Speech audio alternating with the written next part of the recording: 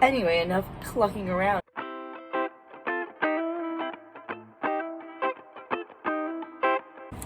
Hi, everybody, and welcome back to podcast number 5. I'm Emily, your host of the Emily Not M podcast on the Sebastian Sloan NYC channel. Anyway, enough clucking around. Let me introduce my guest of the day. It's this emotional support chicken that I knitted with Louisa Harding, Tula Tweed, so kindly sponsored by Knitting Fever. So thank you so much, Knitting Fever, for this yarn. It looks absolutely perfect on this project. I will say a few things about this yarn. One, it definitely feels like there's cotton blend in it, and it is a cotton blend. You can feel the cotton. Like, it doesn't feel like amazing sliding through the fingers. However, when I crocheted a scarf with this, insert a photo of the scarf. It's a granny square long rectangle scarf, just made of the granny stitch. Anywho, that scarf was a breeze to make, so I would definitely say that if you're gonna use this yarn, I liked it more when I crocheted with it rather than knitting it, just because of how much like hand feel it has. I don't really know. Anyway, I have not named the chicken, so please let me know if you have any thoughts. Also, the safety eyes come from Knitty City, so if you need safety eyes and you live uptown, go check out Knitty City, of course. Anyway, the chicken and I are here to discuss a whole bunch of points. Let's get to what I've done since last podcast.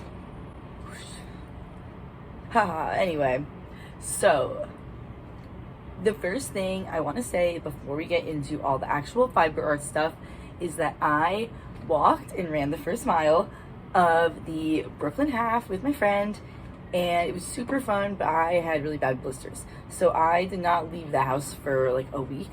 So I definitely had a lot of downtime after work and before work to make progress on my knits.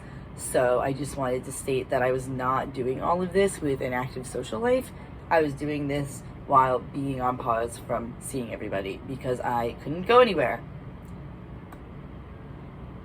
So the first thing I'm going to talk about is the Made by Roche off the shoulder sweater that I made with Hobby Seashell.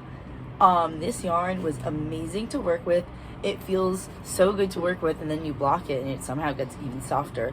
I love the colors it comes in, and the pattern was really easy to follow. It was actually a YouTube tutorial, so it was pretty easy. The math was good, worked out. I love math.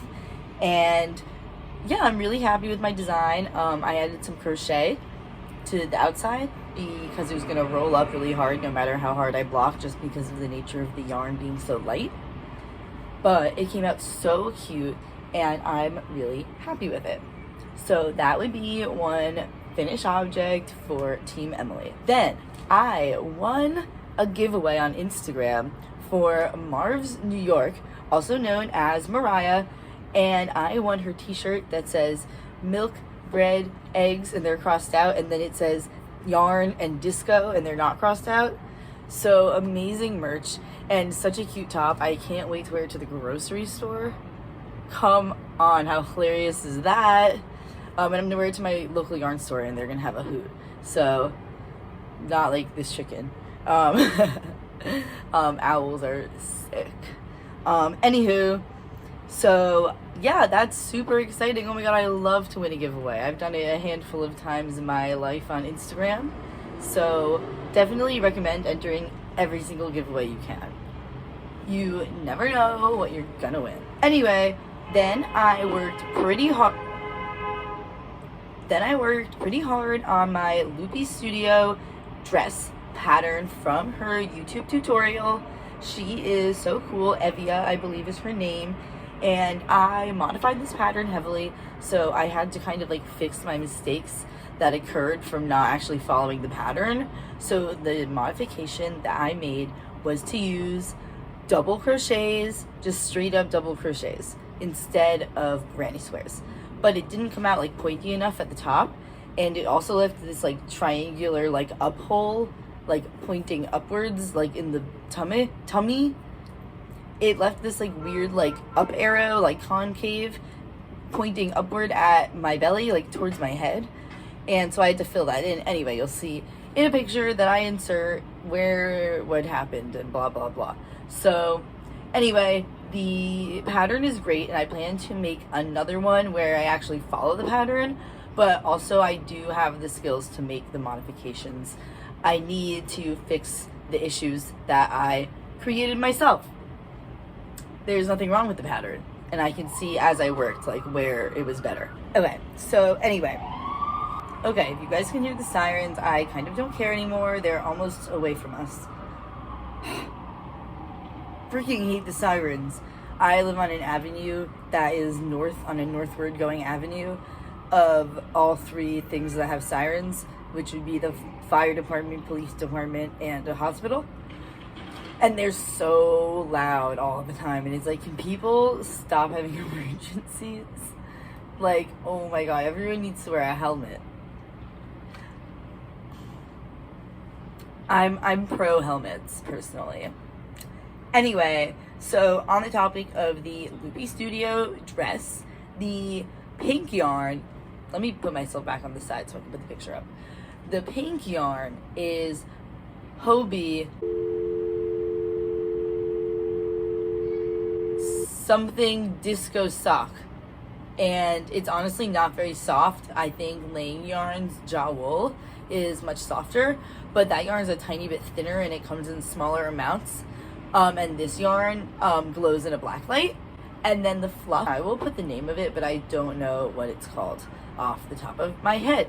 But the color was so beautiful, and I had to have it. I bought 2 balls of it, and it's the perfect like flowiness for the skirt. Anyway, that is the Loopy Studio pink and green dress.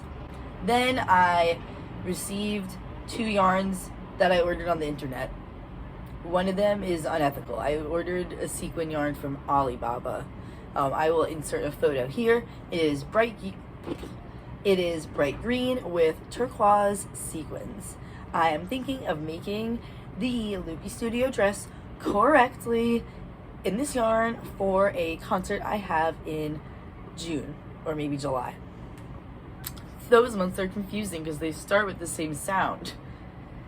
Anyway, that's that. Then I ordered 2 balls of like a mohair that it has that like boucle-esque texture, but it's like that's what mohair is. So I ordered those, and they're dark purple, and I'll insert a photo, and they're so soft and beautiful, and I'm saving them for the winter to make something wintry and beautiful, or maybe the fall. Then I may have ordered some yarn on the internet. I'm not going to show it here. I'm not going to show it.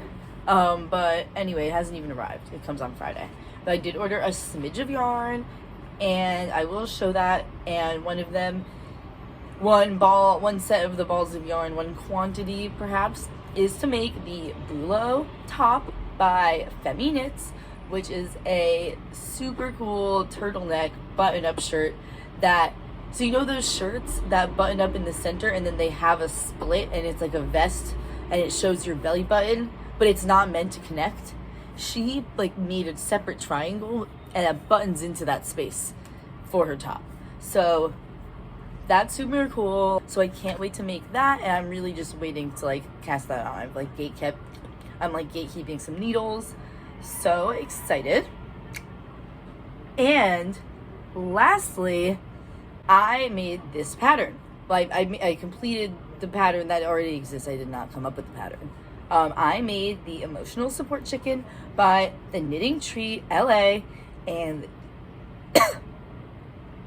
and this pattern was so much fun to make. I really like it. It's really fun if you like short rows. I have one complaint: I don't like sewing. There's a lot of sewing. You have to seam up like random parts of it, because this construction is interesting. Like you can see where like the color changes are. And also this was a self-striping yarn, so it was really interesting to do the short rows, because in some places the yarn ended up symmetrical for the striping, and some places certain colors ended on one side and ended on another side. Like if you look at like these two like little like things, like they're different. Anywho, very cool stuff. I would recommend this pattern 100%. I'm already making another one, and the yarn I use is the Louisa Harding Tula Tweed, and shout out to Knitting Fever for that. So on the topic of this yarn, like I said, it did not feel amazing to knit with, but I really liked crocheting with it. I also think that the red flecks and just the colors in the yarn give like the perfect farm vibes, and I like that the yellow is placed around the face, even though I know the little frilly things are supposed to be red, but it just like feels kind of accurate. And I'm also making another one of these made out of Hobby Fantasy Jumbo, and I have some leftovers of the Fluffy Days bulky blue yarn, and I'm going to use that for the contrast color. And I'm excited to make it, but it's going to come out ginormous because this is like a 3-weight yarn, and that is a bulky big craziness. Anyway, that is all I have for you. We're going to talk about the new yarns in a new video, and yeah, have a lovely whatever time of day it is right now, and I will see you in the next video. Bye bye.